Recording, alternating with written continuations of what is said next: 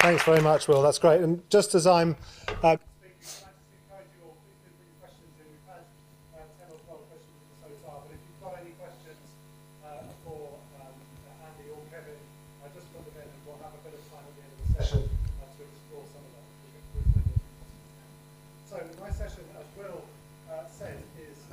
Appy and you know it.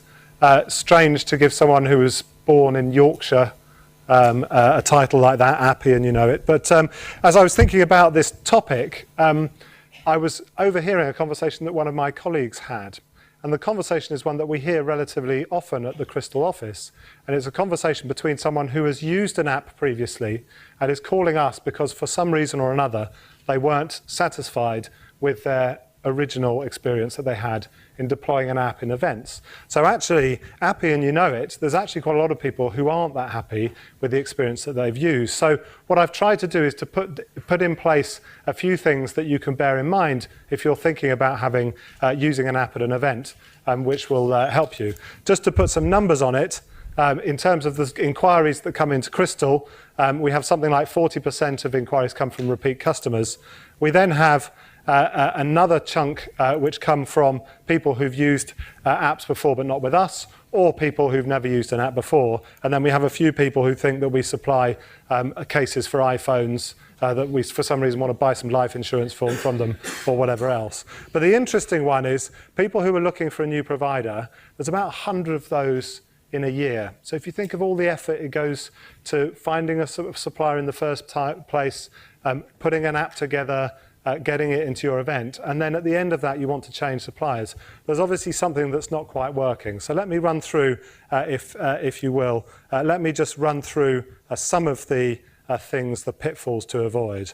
We work with tablets. I'm going to give you some commandments, so I hope you're sticking with me. The 10 commandments for appiness, and I've got 5 for you as event organisers, as app owners I'll call you, to think about, and then also for suppliers, some things maybe reflecting on our experience over the last 3 years about things that we could do better too.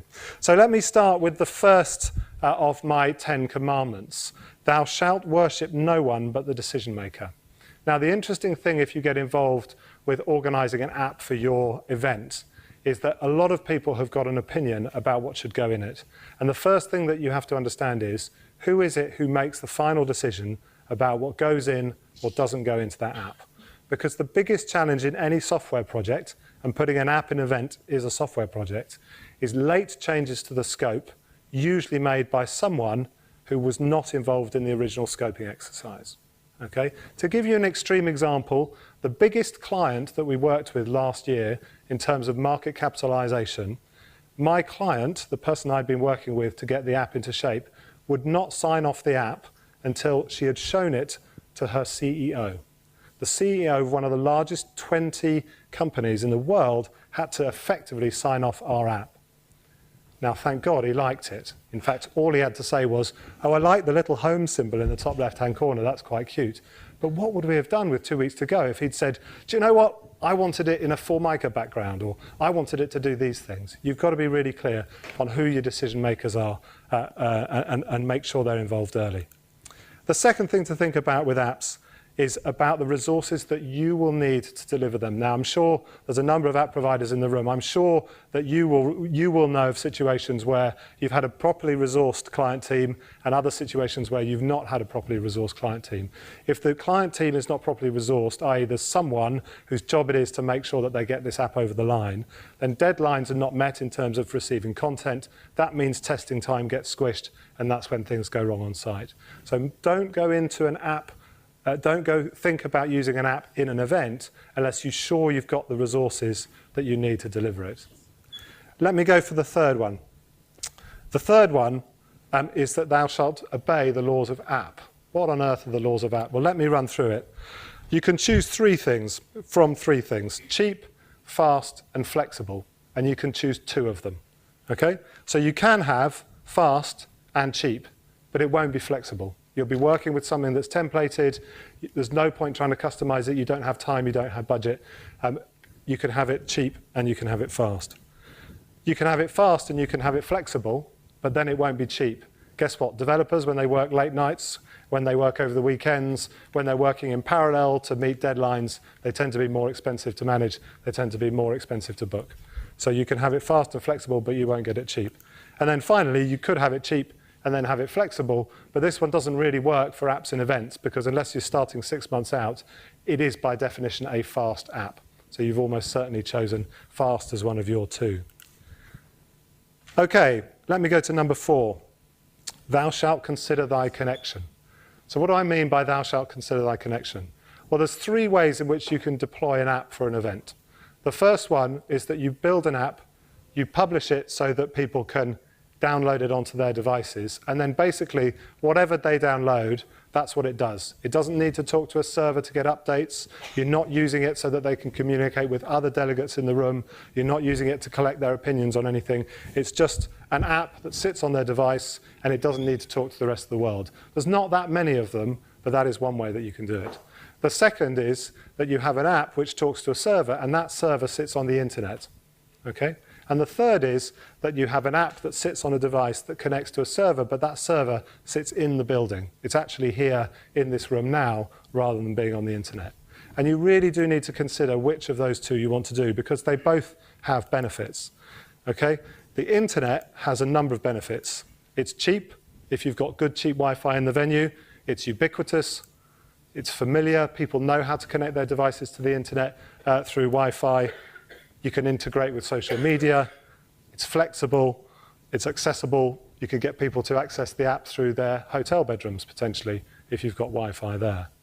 But there's one thing that I don't think anyone would say, hand on heart, the internet is all the time. And that's that.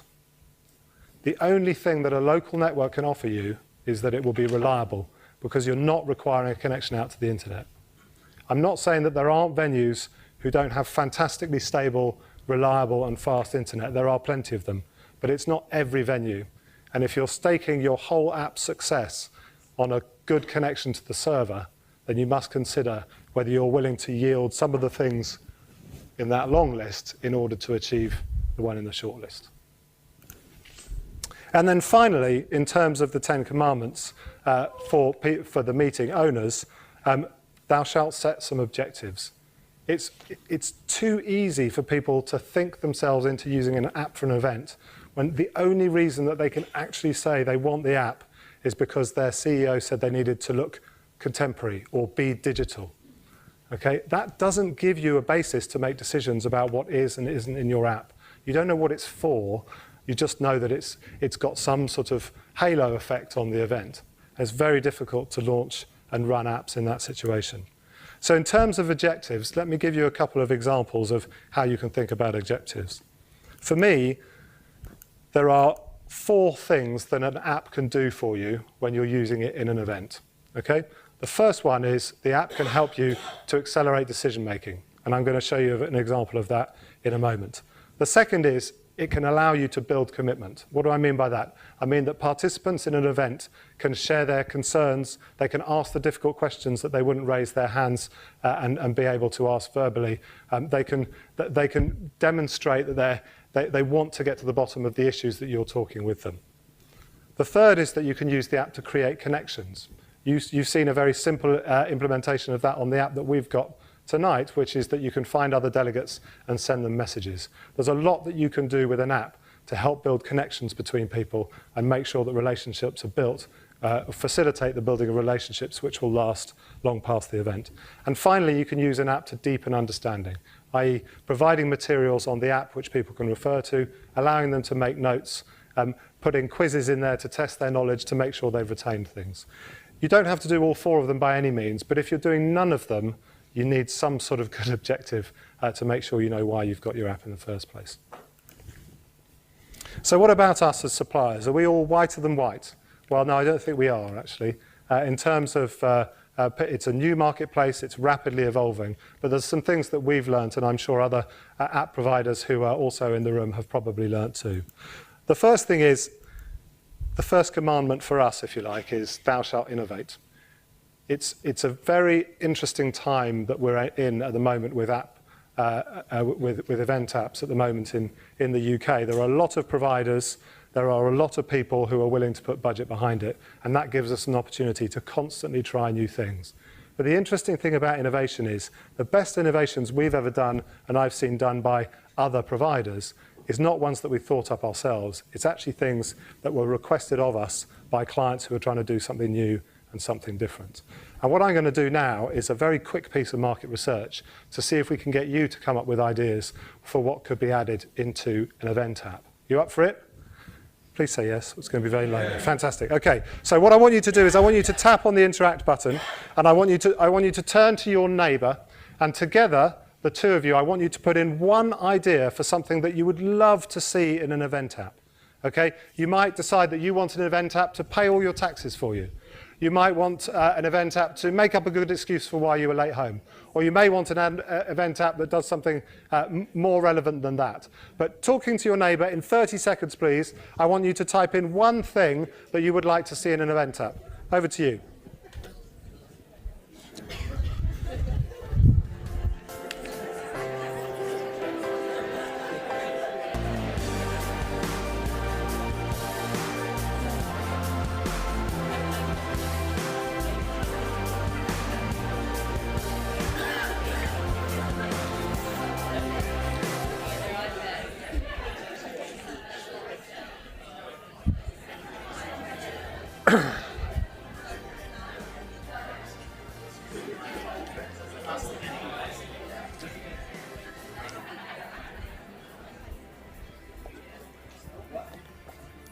Fantastic. Okay, 10 more seconds.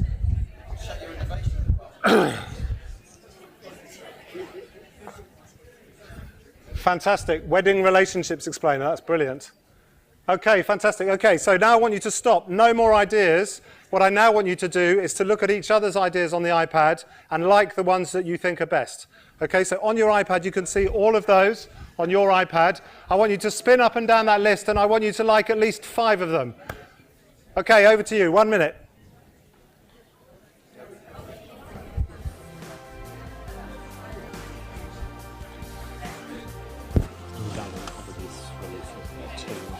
Okay, cool. Is that okay? It's fine.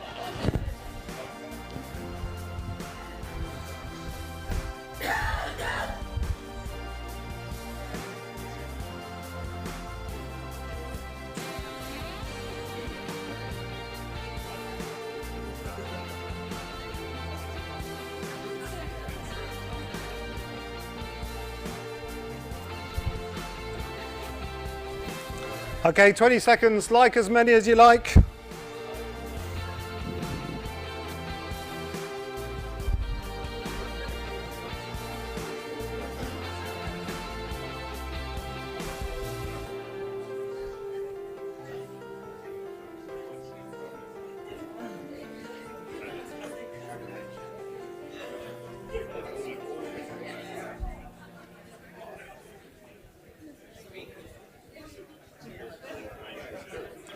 Okay, 10 seconds.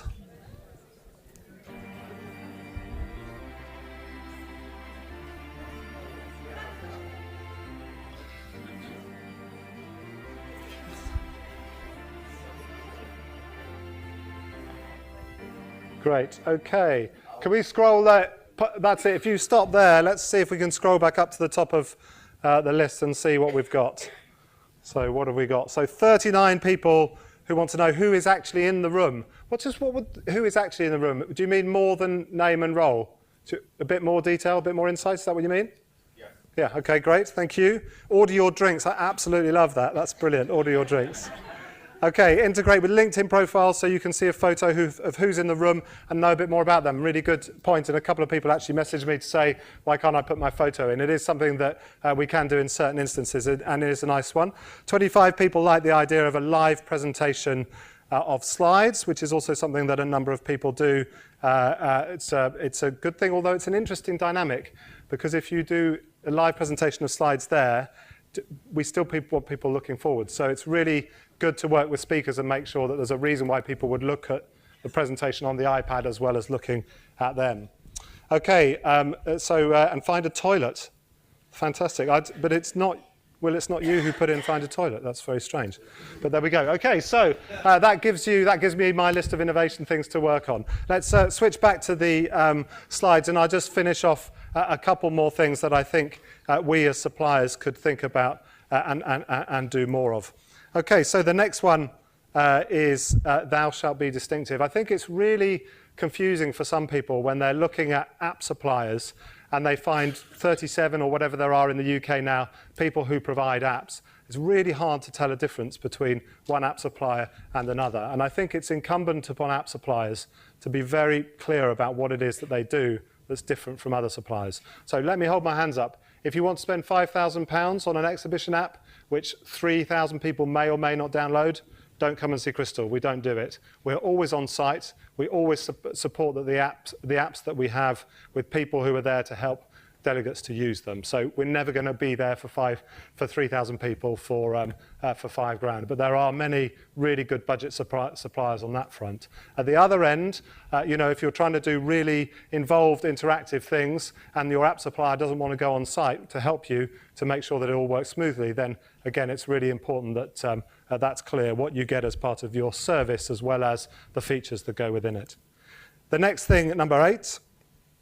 Is thou shalt not speak in tongues. I think it's really important for us to make sure that we're not using acronyms, we're being really clear, and we're trying to take people in a measured way through a learning experience the first time they work with apps. There is an awful lot to learn. It doesn't help anyone if we speak in tongues. 2 more. This one is really important, and it's something that's different about event apps to any other apps. If you think about an app that you've got on your phone, you've probably chosen to download it because it does something for you that you can't do anywhere else. Okay? But that's not the situation with an event app. The event app is kind of a condition of you participating in the event. So you haven't chosen to download it, or you haven't chosen to get the iPad from me. You've got to do that as a condition of participating in the event. And that's not a normal experience. And we need to make sure that things are incredibly simple and intuitive, because we recognize that when people come to an event, we've got 500 unmotivated and completely inexperienced users of an app. That is different from most apps out there in the world. And then finally, honestly, I don't want to put you off doing event apps. They are absolutely fantastic. You can read any of the app suppliers' websites and you can hear some genuinely delighted clients who really have had a fabulous experience of delivering apps. When it's right, it's very often the beacon, the symbol, the thing that people remember from an event. And I think as app suppliers, we should be focused on achieving that as many times as we possibly can. There endeth the lesson. Back to you, Will. Thank you.